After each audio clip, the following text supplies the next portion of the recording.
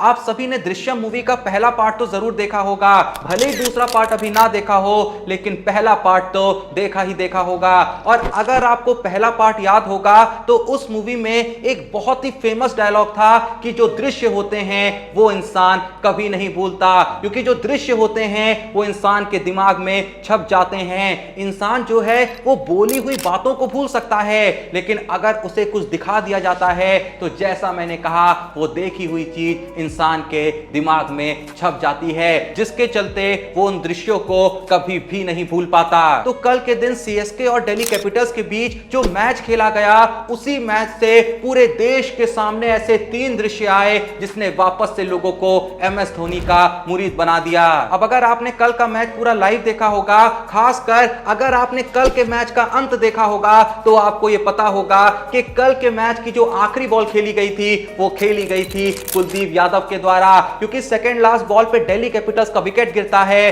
तो आखिरी ball face करने के लिए आते हैं कुलदीप यादव, जो की बॉल डॉट हो जाती है। लेकिन जैसे ये मैच खत्म होता है तो कुलदीप यादव सीधे पीछे घूमते हैं और एमएस धोनी की तरफ चलने लगते हैं। वो उनके पास जाके उनसे हाथ मिलाते हैं, लेकिन एमएस धोनी उसके बाद जो करते हैं वो देख के सभी की आंखें नम हो जाती हैं। एमएस धोनी कुलदीप यादव से हाथ भी मिलाते हैं, उसके बाद उनसे गले भी मिलते हैं, लेकिन जैसी कुलदीप यादव जा रहे होते हैं तो एमएस धोनी आखिर में उनके सर पे हाथ रख देते हैं, मानो वो उनको कुछ कह नहीं रहे हैं, बस ये अंदर ही अंदर बयां कर रहे हैं कि मेरा आशीर्वाद तुम्हारे साथ है। और जैसे ये तस्वीर लोगों के सामने आई तो बहुत ही तेजी से चारों तरफ ये तस्वीर वायरल होने लगी, क्योंकि ये जो तस्वीर है ये पूरे ही देश को सीधे नॉस्टैल्जिया में भेज रही थी। लोग बीती यादों में जाने लगे थे जब एमएस धोनी कीपिंग करते थे और कुलदीप यादव बॉलिंग करते थे। हम माना कि कुलदीप यादव ने पिछले कुछ वक्त में कमबैक किया है, माना कि कुलदीप यादव पिछले लगभग 1-1.5 साल से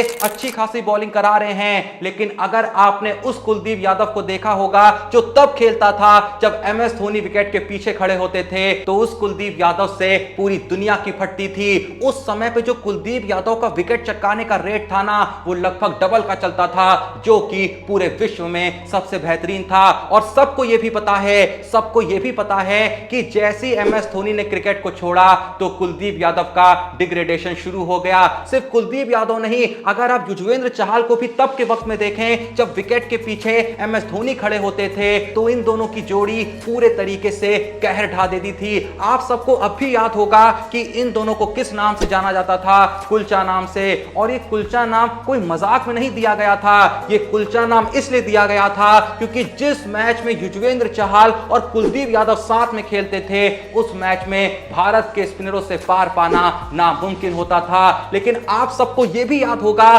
कि एक बार एमएस धोनी ने इंटरनेशनल क्रिकेट को क्या छोड़ा, ये दोनों ही हमें साथ में बहुत ही जुम्मा जुम्मा देखने को मिले। लगभग ऐसा कभी हुआ ही नहीं कि कुलदीप यादव और चहल एक साथ कहीं पे हमें खेलते दिखें। कुलदीप यादव तो लगभग 1-1.5 साल के लिए इंटरनेशनल क्रिकेट से बाहर ही कर दिए गए। लोग भूल ही गए थे कि कुलदीप यादव आखिर बॉलिंग कैसे कराते थे। हालात कुछ ऐसे हो गए थे कि कुलदीप यादव को सिर्फ इंडियन टीम ने ड्रॉप नहीं करा था, बल्कि वो आईपीएल में जिस फ्रेंचाइज केकेआर के लिए खेलते थे, उन्होंने भी कुलदीप यादव को ड्रॉप करना शुरू कर दिया। मैं फिर से कह रहा हूं कि हो सकता है कि आपको मेरी बातें सुन के ऐसा लग रहा हो कि मैं कुछ ज्यादा बड़ा चढ़ा के बता रहा हूं, लेकिन जैसा मैंने कहा कि अगर आपने उस कुलदीप यादव के दर्शन करे होंगे जो 2017, 2018 या 2019 के आसपास खेलता था, तो आप समझ रहे होंगे कि आखिर मैं कहना क्या चाह रहा हूं। और देखो, मेरी बात विश्वास मत करो, खुद कुलदीप यादव ने ना जाने कितने इंटरव्यूज में ये कई बार कहा है, और सिर्फ कुलदीप यादव ही नहीं बल्कि युजवेंद्र चहल ने भी ना जाने कितनी बार ये कहा है कि जब से एमएस धोनी इंडियन टीम से चले गए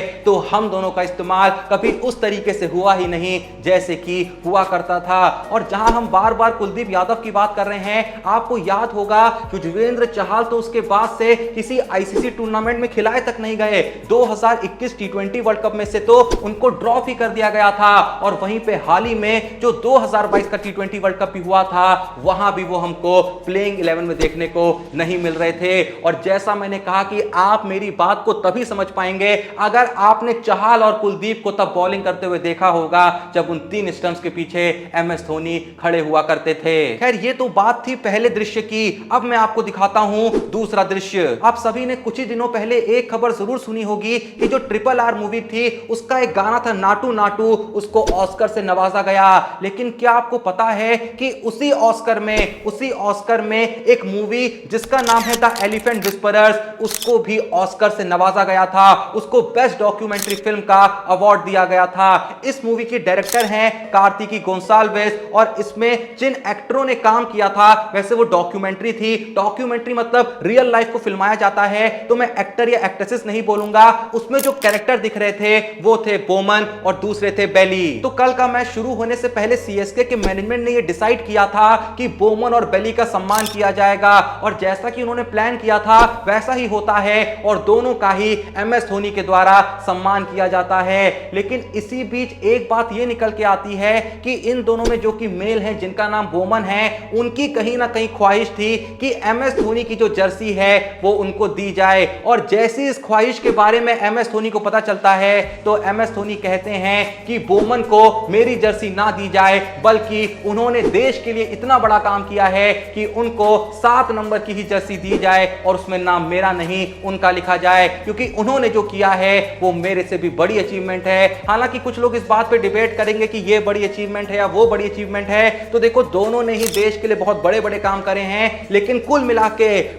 के यहां पे मुद्दे की बात यह है कि एमएस धोनी ने उन दोनों को अपने से भी ऊपर दर्जा दिया, और इसीलिए उन्होंने कहा कि आप असल में मेरी टी शर्ट डिजर्व ही नहीं करते हैं, आपको कोई जरूरत ही नहीं है कि आप मेरे नाम की टी शर्ट अपने पास रखो, मैं आपको 7 नंबर की ही जर्सी दे रहा हूं, लेकिन उस पे नाम होगा आपका। तो अब चलें अपने तीसरे दृश्य की तरफ। तो देखो भाई, ये दृश्य आपने ऑलरेडी देख लिए होंगे अगर आपने कल के मैच का टॉस देखा होगा, और अगर आपने कल का टॉस मिस कर दिया था तो चिंता मत करिए, वहां पे एक कमाल की घटना घटी थी जो अब मैं आपको दिखाता हूं। असल में कल के दिन जैसे ही टॉस होता है और एमएस धोनी जैसे ही सिक्का उछालते हैं, डेविड वार्नर कहते हैं टेल्स, पर सिक्का जैसे ही जमीन पे गिरता है तो उस पे टेल्स नहीं हेड्स आता है, यानी कि एमएस धोनी टॉस जीत जाते हैं। और जैसे साइमन डल ये ऐलान करते हैं कि टॉस जो जीता है वो एमएस धोनी ने जीता है, तो ये सुनते ही वहां चेपॉक के मैदान में जितना भी क्राउड मौजूद होता है वो इतने जोरों शोरों से चिल्लाने लगता है